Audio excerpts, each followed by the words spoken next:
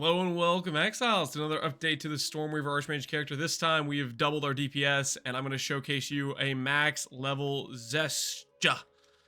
So, in order to do that, we open up our map device, we go to the home center area of it, we open up the realm gate, and we put in the breachstone. So, that's the plan. Overall, we've made a lot of updates to the character, and I'm going to go over with them after the fight. And then after that, I'm going to go over an FAQ of the updates and upgrades and everything we've done to improve the character. Hopefully giving you guys a good look into, I guess, all the upgrades and all the information for just commonly asked questions. I went through the YouTube comments as well as a lot of comments I've gotten on stream and compiled all that information, so that way I have hopefully covered most of the common questions. And of course, as I get more questions that are on the FAQ list, I will add them to the FAQ. So if you recheck back there later on, there may be an answer to something you've asked or wondered about. Hopefully for the most part, eventually I'll have everything covered, and at some point the guide will be comprehensive enough that it won't leave you with too many questions. That's the goal, to cover as much information as possible, make it as simple as possible to follow, and that's the plan. Just thinking about it right now because it's relevant, one of the common questions I get is about why no Pierce Gem for clear for your support gems on the Spark. And the simple answer is, whenever I see a large pack of monsters, I can very easily just put on Mana Tempest, which gives projectiles Fork, which is just better objectively than Pierce. Pierce is like one singular enemy pierces, whereas Fork, when it hits an enemy, it creates 2 projectiles instead of 1. So it's like, I don't know, doubly as strong or something, just having 1 Pierce versus 1 Fork. It's just simply a stronger mechanic, in my opinion. And so if I'm ever worried about clear, I can always just press Mana Tempest. And you'll notice throughout this breach, as we're running through it, that's exactly what I'm doing. I see a group of monsters, and I press Mana Tempest in order to get a bit better projectile coverage. As for bossing, it doesn't particularly improve our DPS a lot. Spark launches out 18 projectiles, and the likelihood that the projectile that pierced the enemy is going to give a second hit is rather low. And at the same time, do I want my second and third or fourth hits coming from a projectile that has a less damage multiplier on it? Not particularly, because the way Pierce Gem works is, once the projectile has pierced a target, the next enemy it hits, it deals less damage to. And the way Spark works is, over the course of its duration, the Spark is allowed to hit at like a set interval of time, I believe. And so if the Pierce Gem takes one of those hits, then that's not ideal, is how I would put it. But yeah, anyways, this is a max difficulty Xesh, and hopefully I could do this without breaking the fight. This fight is pretty difficult. I did it on stream first try, but it was sketch, not gonna lie. And the fight cost about 40x to buy a breachstone, so hopefully we don't mess this up, and I can demonstrate the current character in all its glory. We'll see how it goes. This projectile attack is fairly easy to dodge. Oh, not this one. This one sketches out. I don't really know how to dodge this one, to be honest with you. I get hit by it like every time. But the one where he does like the flick thing, that one you just stay close to him and then dodge close. And this thing right here, this crawly thing, you can just run in a circle for the most part. That never hits me. I'm gonna jinx it now that I'm gonna get hit by that, but yeah.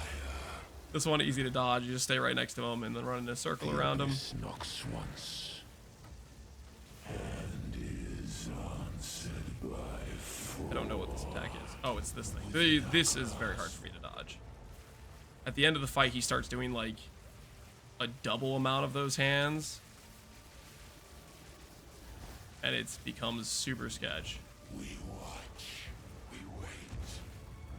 These hands, I do not like. Oh, he comboed it with that. I didn't even see that thing above me.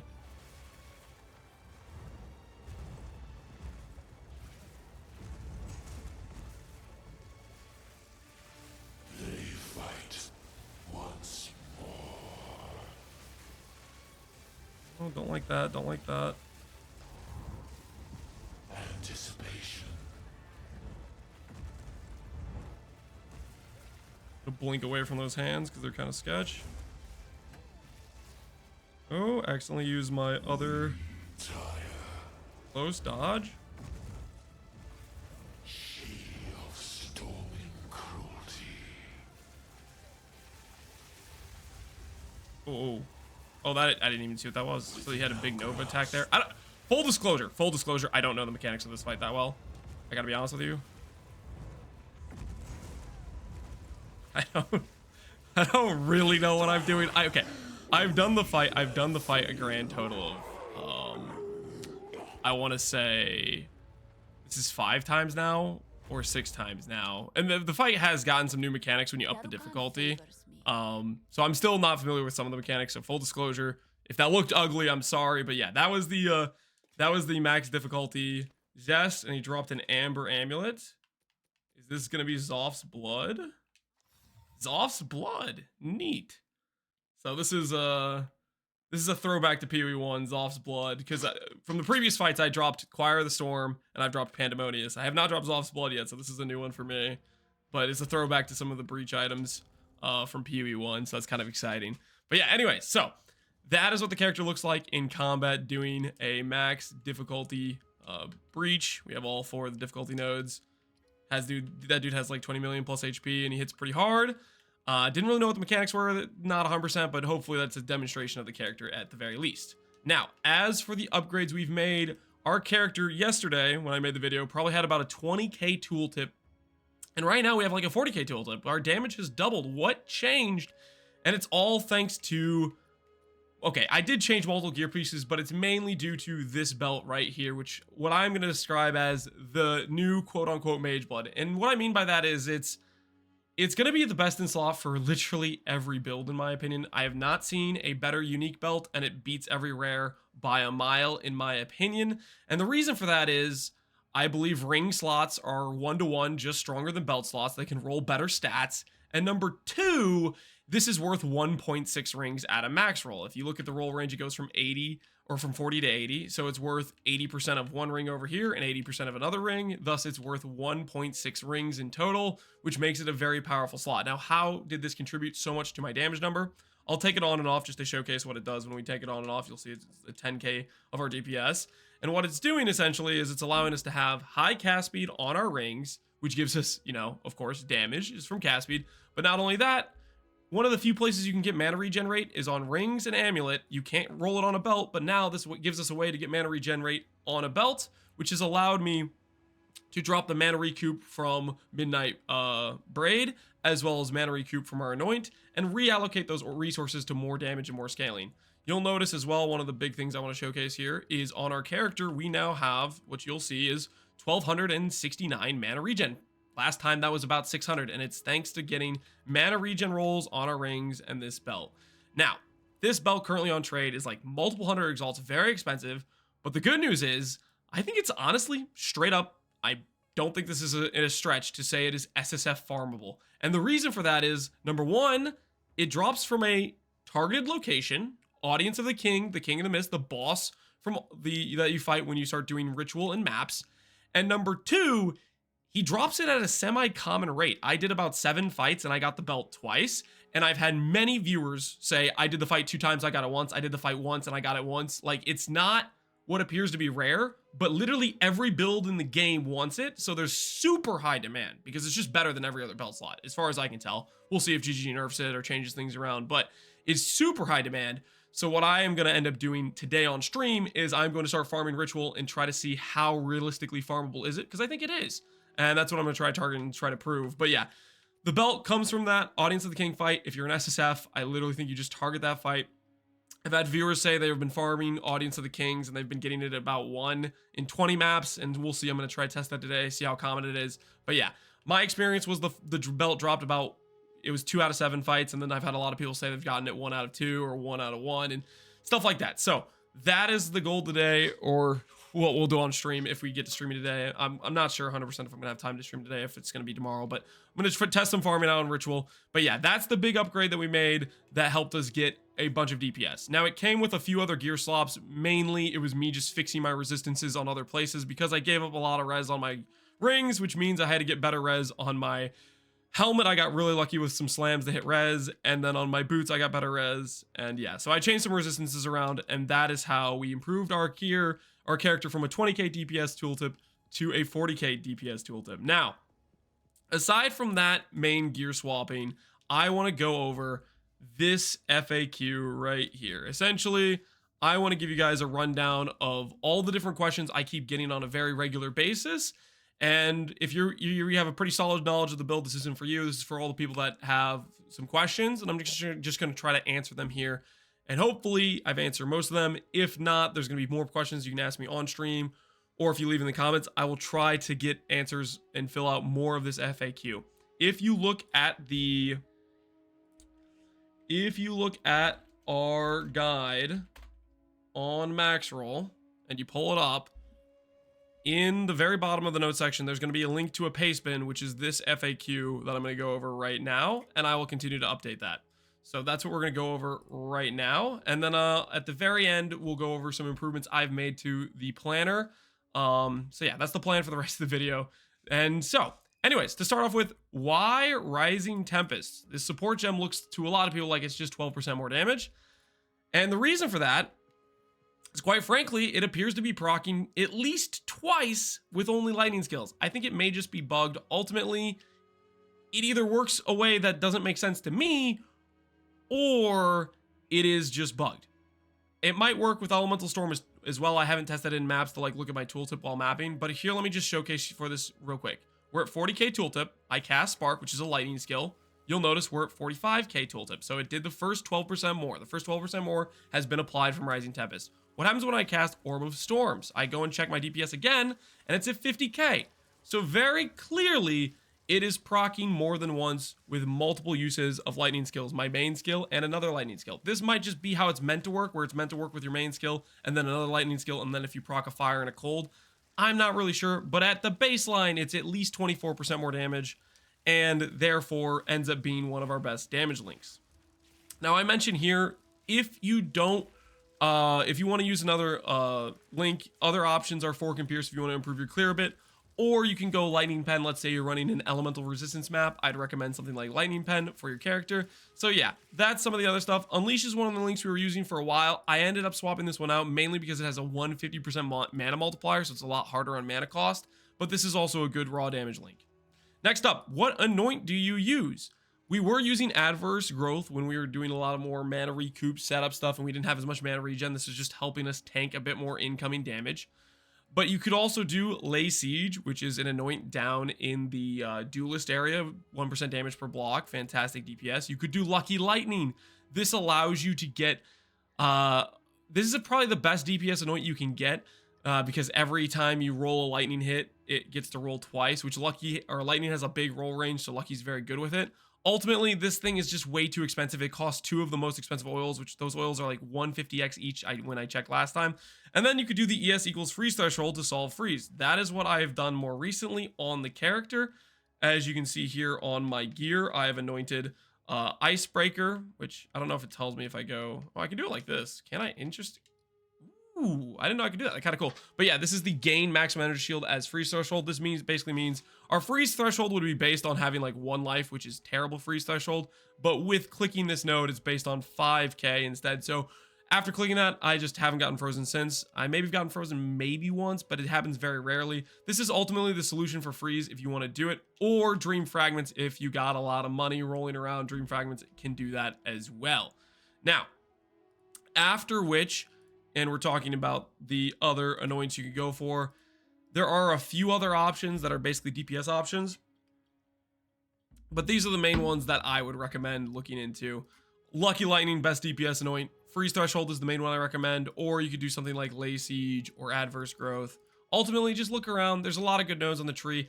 Depending on your budget, certain emotions are more expensive than others. For example, the freeze threshold oil cost me like 25x, so it was kind of expensive. I held off on doing it for a while until I had a bit more currency in my stash to afford it.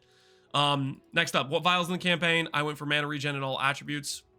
That's what I'd recommend doing, but if you already picked something else, I don't know if you can respec it. If I find out that that's the case, I will try to add stuff to the guide to tell people how to respec it, but I haven't heard of any ability to respec the vials. Next up, when to swap to CI.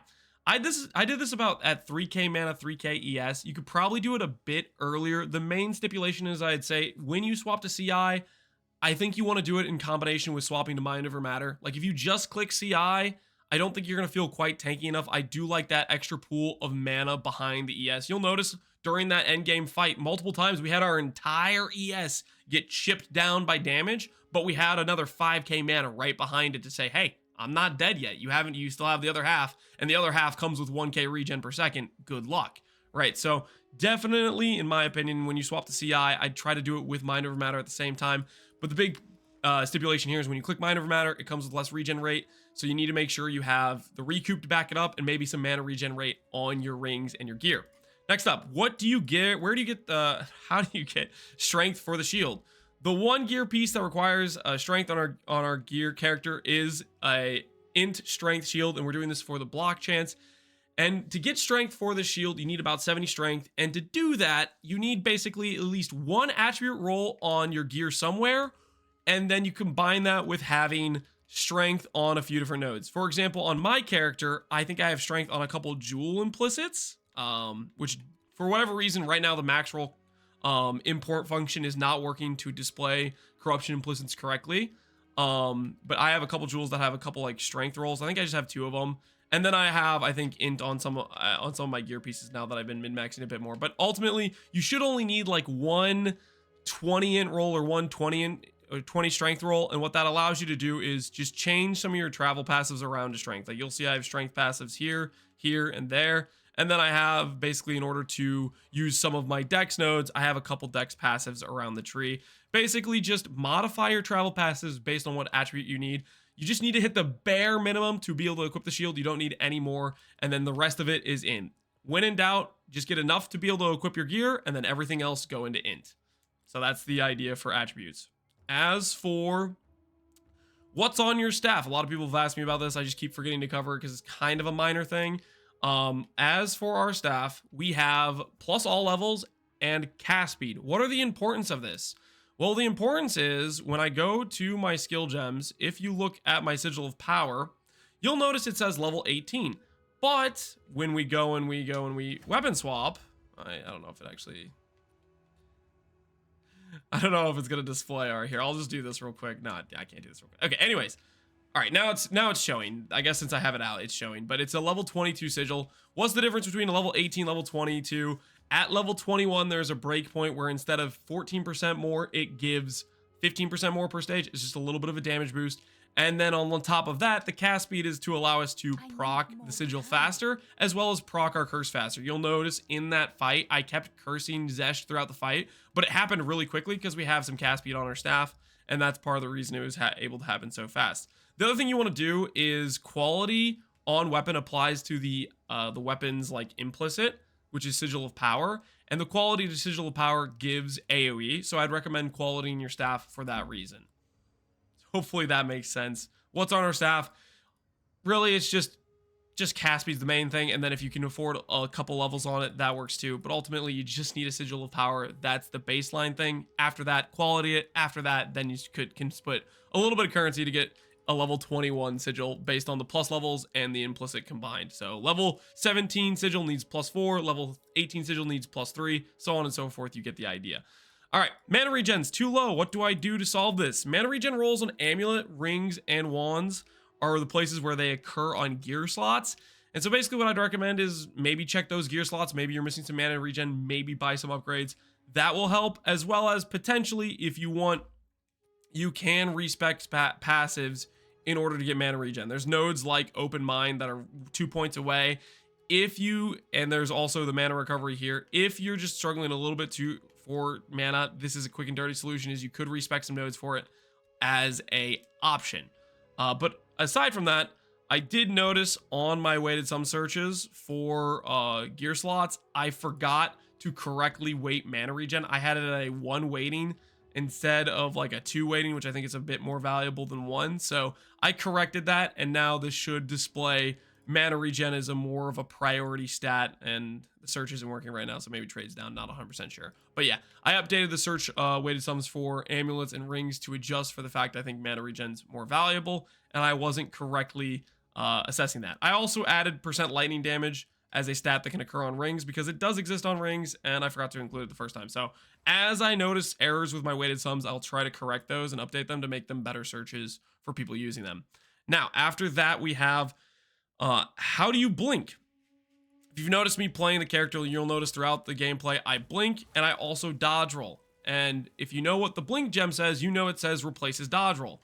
The important thing here is you need to set up your skills where blink right here is a, where's the option? Toggle aura, okay. You'll notice weapon set 1, weapon set 2. Between these two, I have Archmage on my weapon set 1, which is my main shield and wand setup. And then on weapon set 2, I have blink. The idea here is if I weapon swap, I will then have the blink gem reserved, and I will be able to use the cooldown. The good news is, as we run around throughout the map, the cooldown is tracked on the weapon swap, so we can always just randomly swap it to it and blink when necessary. Now, sometimes if you mistime the cooldown, you'll end up, you know, nothing happening, and that is what it is. But that is what I use to get over gaps and sometimes dodge hard boss mechanics. There's some boss mechanics, like for example, the final boss in the Trial of Sekima.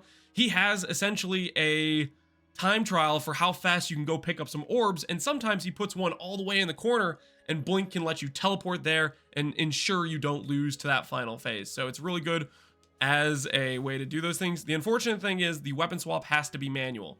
Because blink replaces the keybind of dodge roll, it no longer is a situation where your keybind will automatically swap the weapon and cast it for you. So for example, right now, I have to dodge roll with B, and then when I weapon swap, then B teleports me. So I have to manually do the weapon swap. This works great on a controller, but if you're on mouse and keyboard, you might be thinking, that's some extra keybind, I'm not sure I want to do it. What I would recommend if you want to weapon swap without having to think of a different weapon, or without adding an extra keybind for weapon swap, is we have Sigil of Power and we have Conductivity on our weapon swap, and these things automatically proc the weapon swap. So what you could do is, say you were casting, I can proc Conductivity, which will force the weapon swap, and then I can teleport. And you can always cancel the cast and teleport instantly. So for example, say I go like this, and that's not the right. I didn't do that right. Sorry. Okay. Anyways, if I go to cast my curse, that forces the weapon swap. I didn't press the weapon swap there, and then I can still press my keybind for dodge roll. I don't know if I'm making sense, but anyways, I'm telling my character, hey, go cast the curse, and then right away I'm clicking my dodge roll keybind. So if you don't want to set another keybind for weapon swapping, that's how you can do that. All right. Hopefully that explains the weapon swap and the blink. Now let's go into the next one. What are the green and red passive trees on your keybind or on the tree? They are essentially just min-maxing for either A, my main setup, or B, cheesing a much higher value conductivity. You'll notice all the green nodes are curse nodes.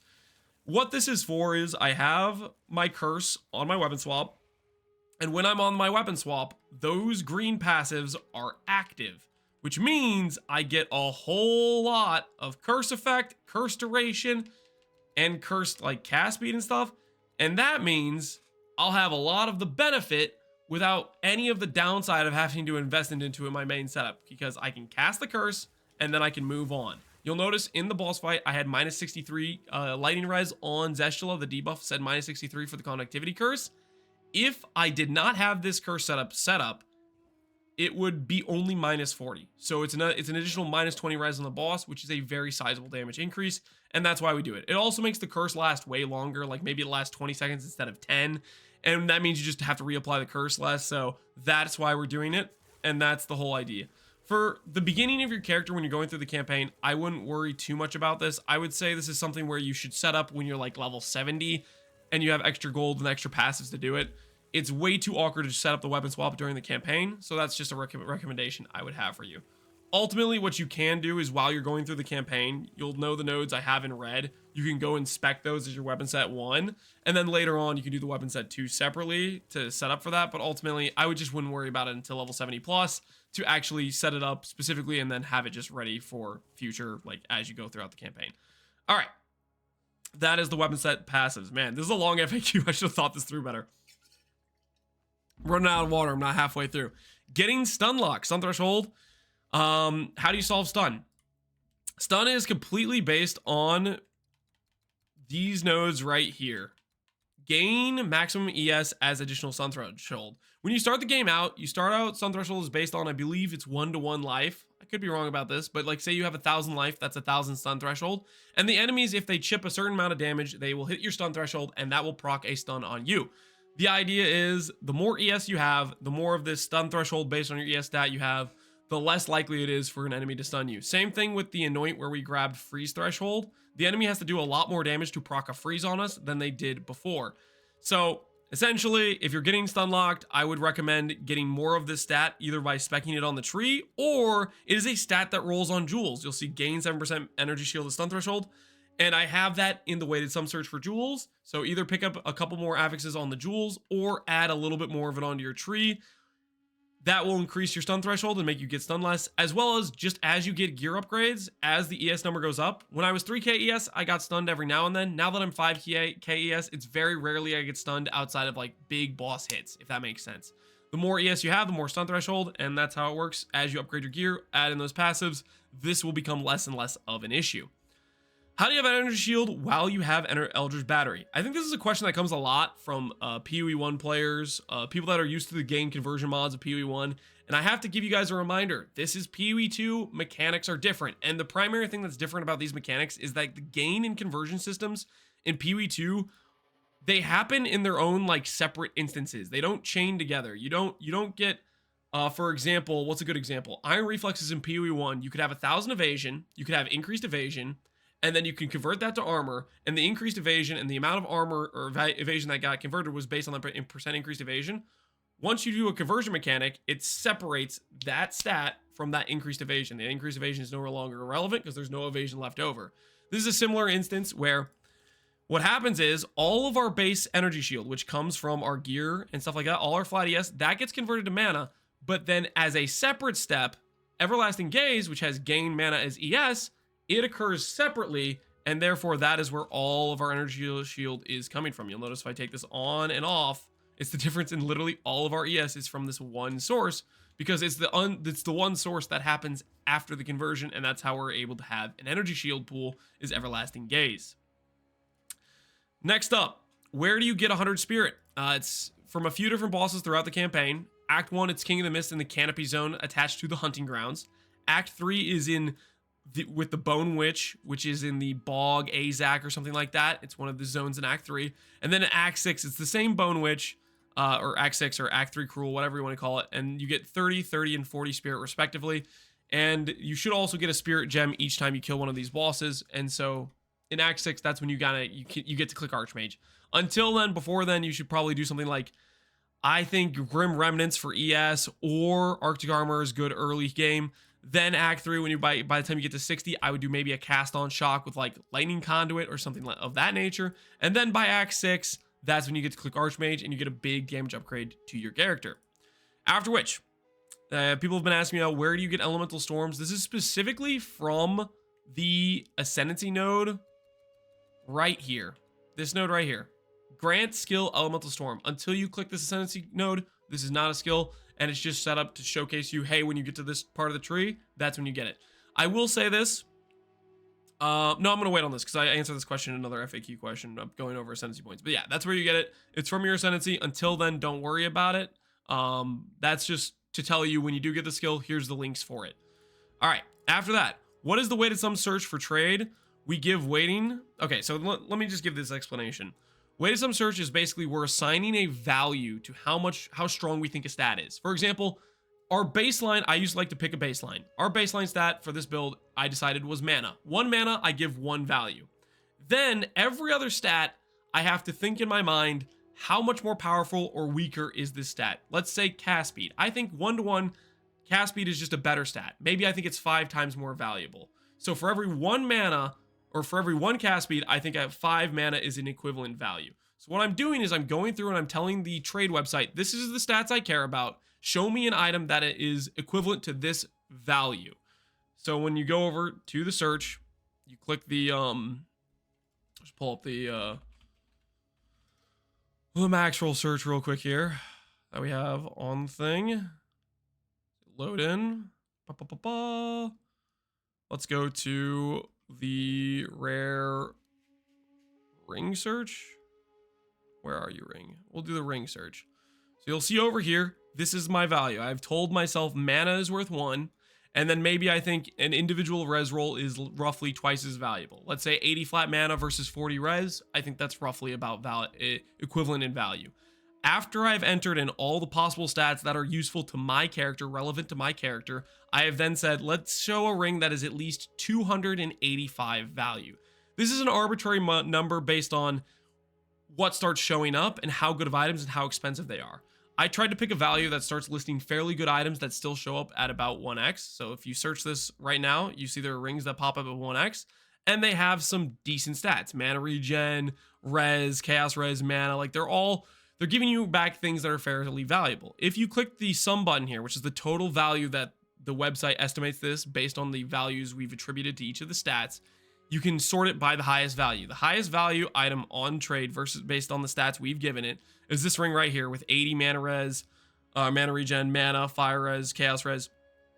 And so you'll see a lot of higher value things based on how many stats they have on it.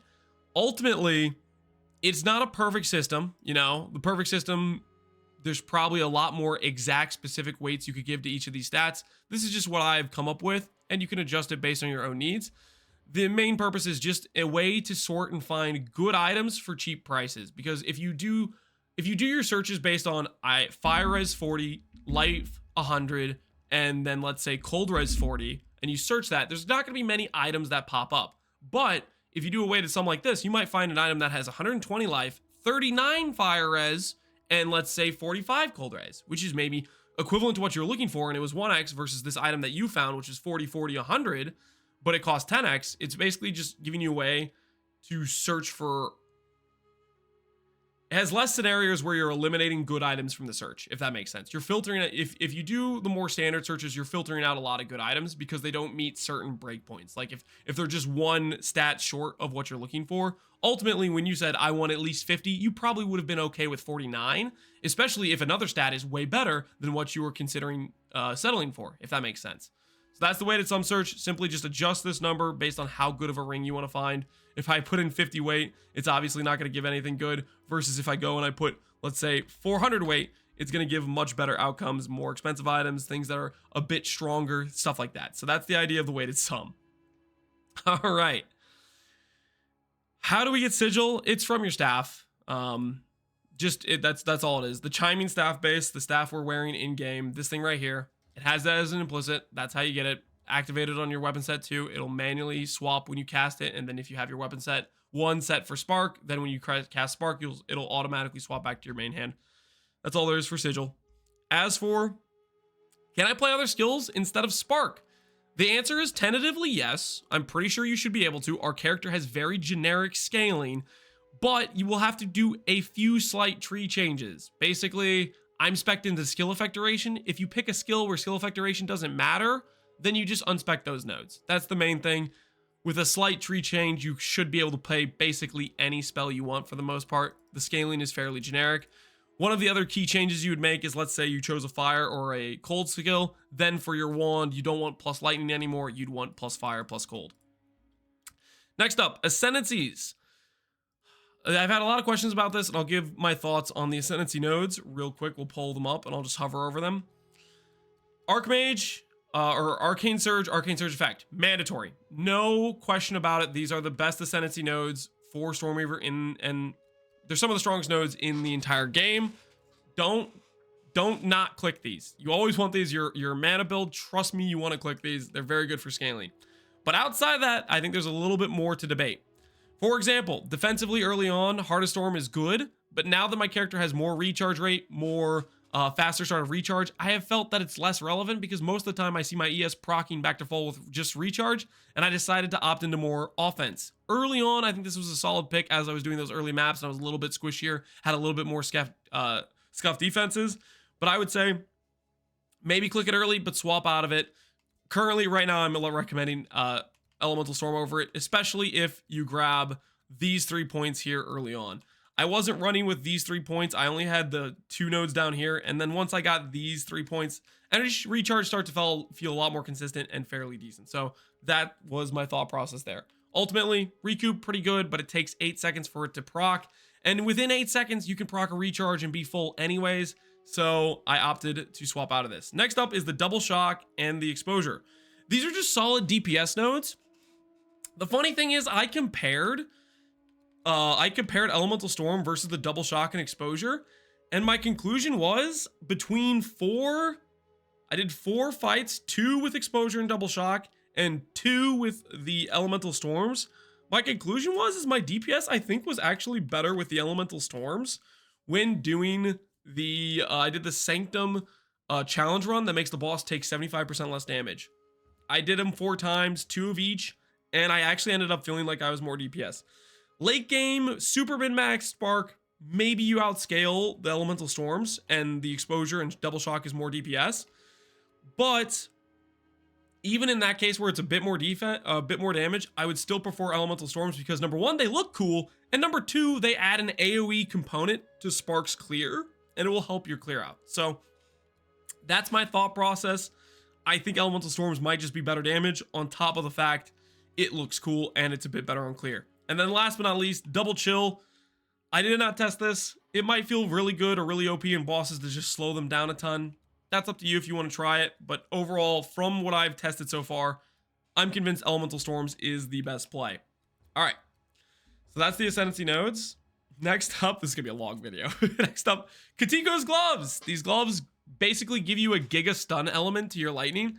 This is very good in the early / the mid game. I would say at those points of the character, they're worth it if you can fix your res. I was never able to fix my res enough to put these gloves on or justify them, so I didn't end up using them.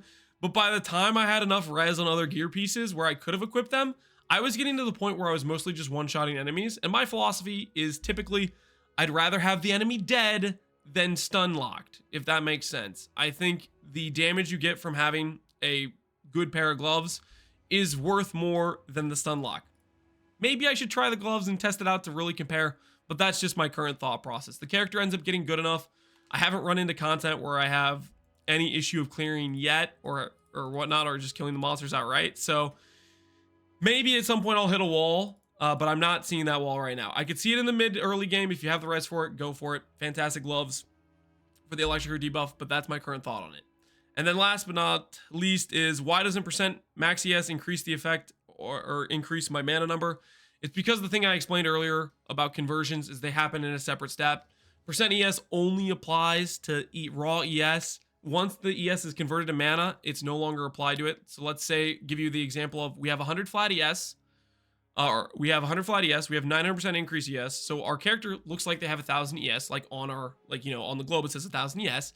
I click Eldritch Battery, but it only gives me 100 flat mana. Why is that? Because the 900% ES does not apply to it. It only converts the base amount, and it does not apply after the fact. So increases and reductions in damage, they're separated from the gain mods. They're separated from the conversion mods. It's just a weird thing of how it works. So hopefully that makes sense. Those gain mods, conversion mobs, they happen at the base level before scaling, and they're separate of them. So that's just a PoE 1 versus PoE 2 thing. All right.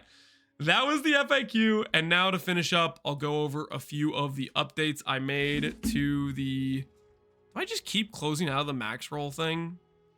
I keep closing out of it. I was gonna go over the updates we made to the character, and okay, I'll pull up the character this way. All right, let's go over the updates we made to the character on the max roll thing. I updated the weapon slots, so you can see these are the skills that you slot to weapon slot 1. These are the ones you swap to weapon slot 2. This is like the stuff on your staff. This is the stuff on your wand and shield. So just so you know where to activate those. I added a staff, so you can see a staff on the offhand. So you can check that now if you want to. And I added the difference between what will be referred to as mid-game gear and now end-game gear. I'm going to start min-maxing this character a lot more, and I wanted to emphasize a separation between what was our mid-game gear to now what is going to be Giga gear as I invest more into it. And I want to separate those out just so you have some steps. This is the potato 10x gear. You just started the character. This is our mid-game gear, which some of it's probably a little bit too good, but I sold a lot of my other pieces as I swap things out. So it's a little bit like halvesy. And then this is ultimately going to be the end game gear. So that's the idea there between what we're setting up. So anyways, those are the main updates I did. I will continue to update this planner as I go, so hopefully you guys enjoy that. And as always, thanks for watching. This is a long video. My throat is completely shot. I'll maybe stream tonight. I'm not 100% sure. It might be tomorrow, and we'll do the ritual testing that I've been talking about. Anyways, as always, thanks for watching, Exiles. Take care, and peace out. Have a good one.